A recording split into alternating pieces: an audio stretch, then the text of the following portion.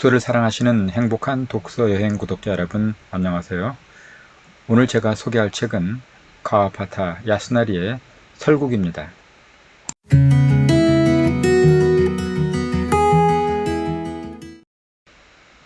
카와파타 야스나리는 1899년 오사카의 부유한 의사 집안에서 태어났습니다.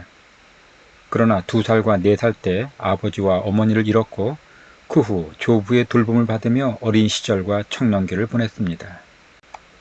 그의 작품 속에서 엿보이는 쓸쓸하고 허무한 분위기는 그가 감당해야 했던 어린 시절 극한의 외로움 때문이었을 것입니다. 그 후 그는 동경제국대학 영문학과에 입학하게 되고 그때부터 문예 잡지 등에 글을 발표하기 시작합니다. 재학 중 카와파타는 카페에서 여급으로 일하던 15살 소녀 이토 하스에와 결혼 약속을 하였으나 돌연 이토가 파혼을 선언하고 말았습니다. 나중에야 이토가 자신의 후견인인 절의 주지에게 강간을 당한 수치로 인해 파혼할 수밖에 없었다는 사실이 알려졌습니다. 이러한 사연은 카와파타의 다른 소설 이지의 무의에서 그의 독특한 여성관으로 드러나기도 했습니다. 1968년 카와파타는 대표작 설국으로 노벨 문학상을 수상하며 일본이 낳은 세계적인 작가 반열에 오르게 되었습니다.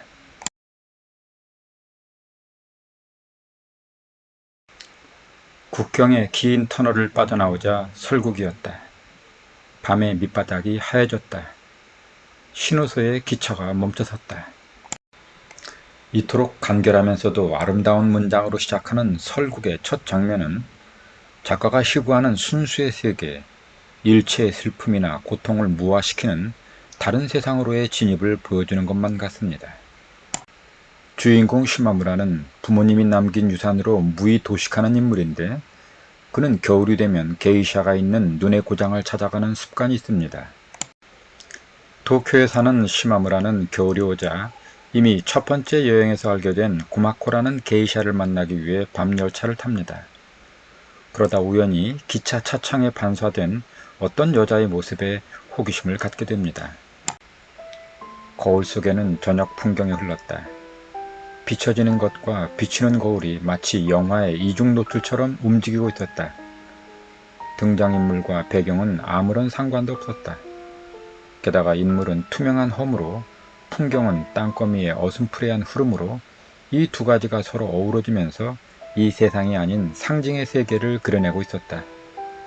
특히 처녀의 얼굴 한가운데 야산의 등불이 켜졌을 때 시마무라는 뭐라 형용할 수 없는 아름다움에 가슴이 떨릴 정도였다.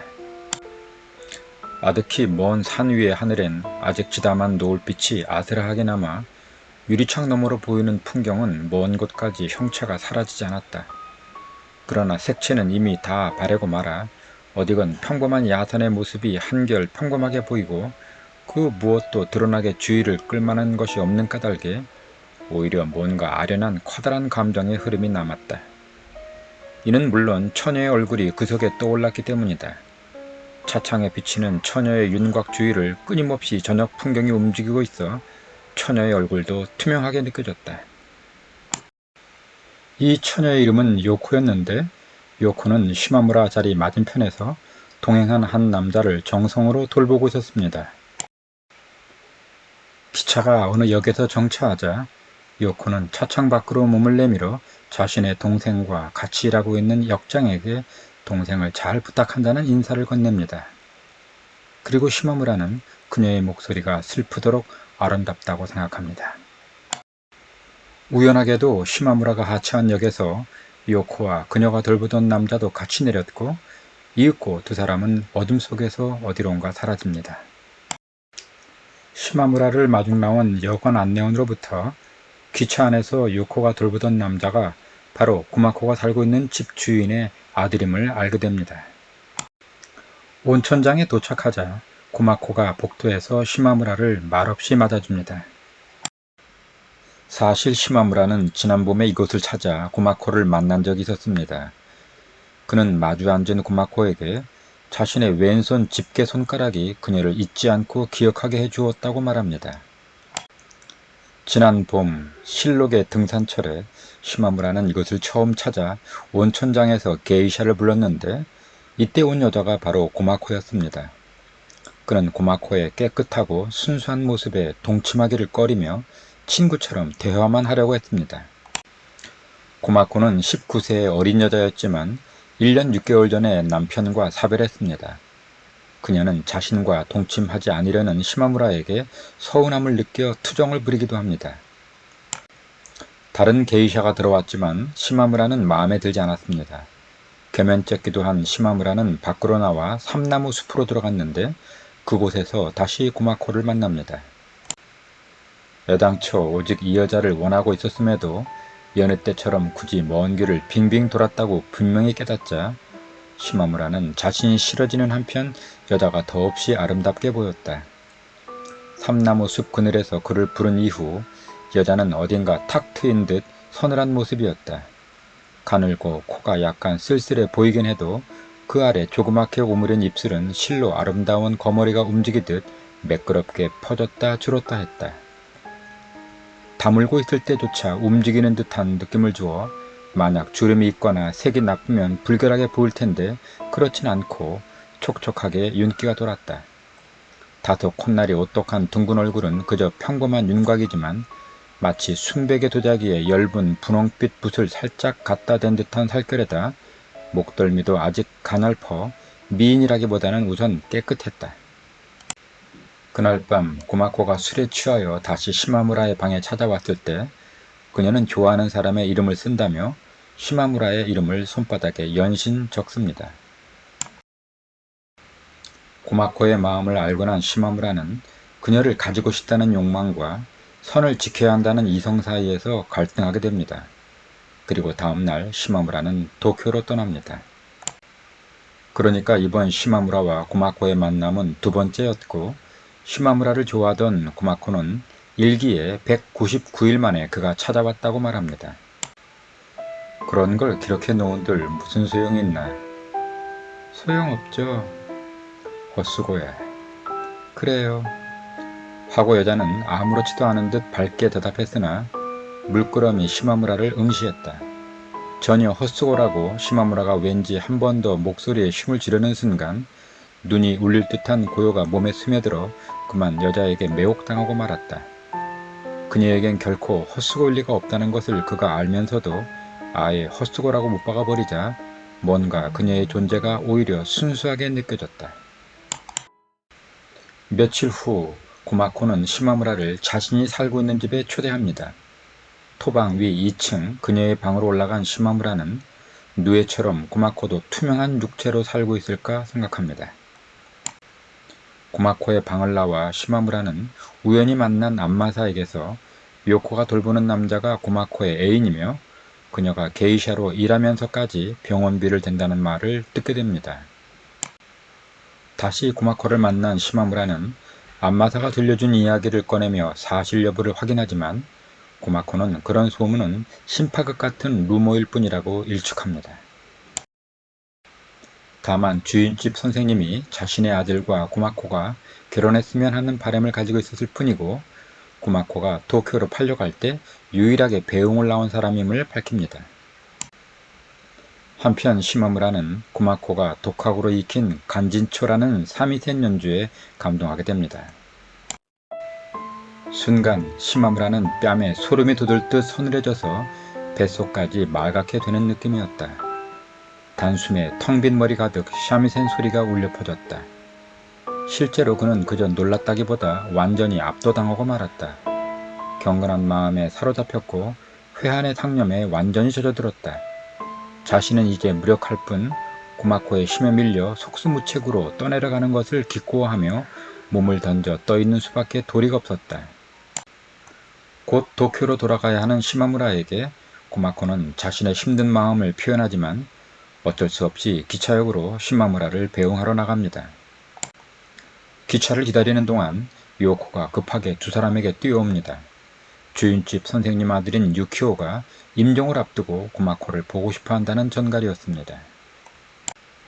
하지만 어쩐 일인지 고마코는 끝까지 시마무라를 배웅하려고 하고 유키오의 애절한 소망을 외면합니다. 그리고 시마무라는 도쿄로 떠납니다. 다시 세월이 흘러 1년여가 지나 구마코를 만나기 위한 시마무라의 세 번째 방문.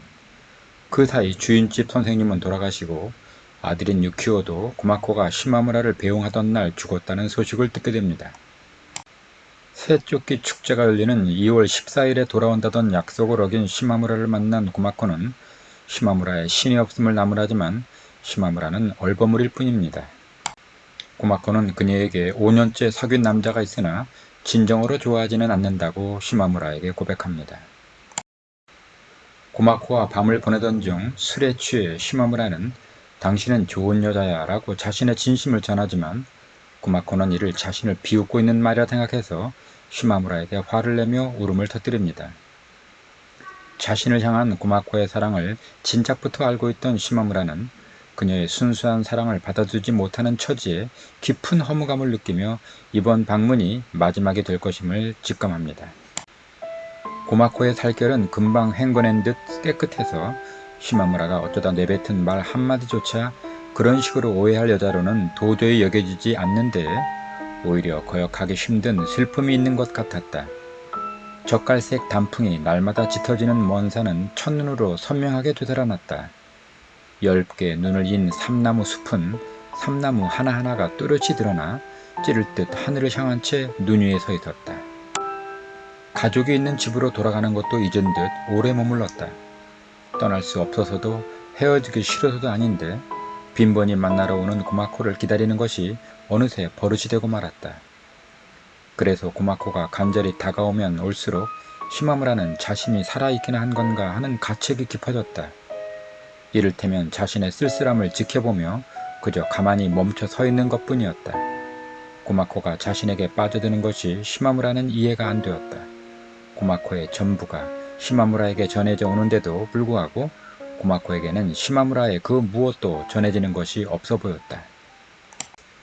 갈등하는 마음을 가라앉히기 위해 인근 마을을 떠돌다가 시마무라는 눈 속에서 시를 만들어 눈 속에서 짜고 눈으로 씻어 눈 위에서 바래는 눈지방의 지짐이 눈 바래기 풍경에 감탄하기도 합니다.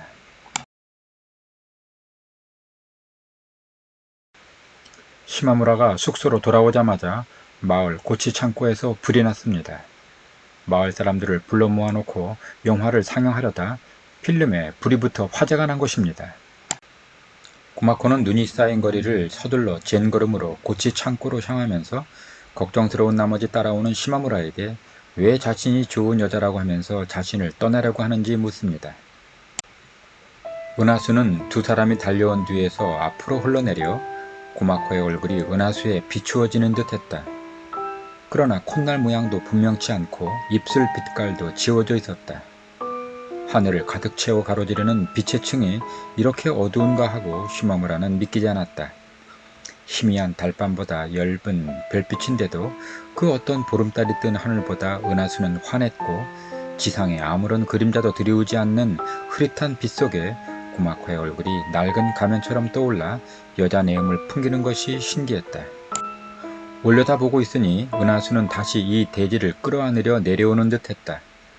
거대한 오로라처럼 은하수는 시마무라의 몸을 적시며 흘러 마치 땅끝에 서 있는 것 같은 느낌을 주었다.